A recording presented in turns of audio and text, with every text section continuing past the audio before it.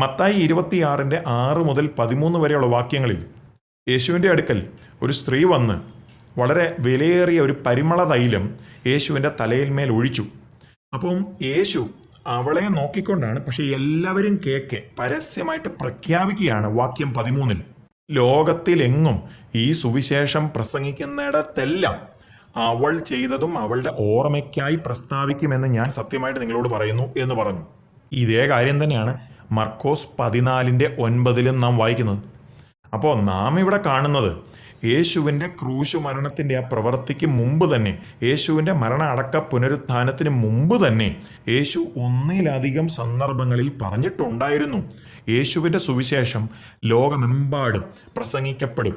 അത് യഹൂദനെന്നോ ജാതിയെന്നോ ഒരു വ്യത്യാസമില്ല, സകലരോടും തൻ്റെ സുവിശേഷം പ്രസംഗിക്കപ്പെടും.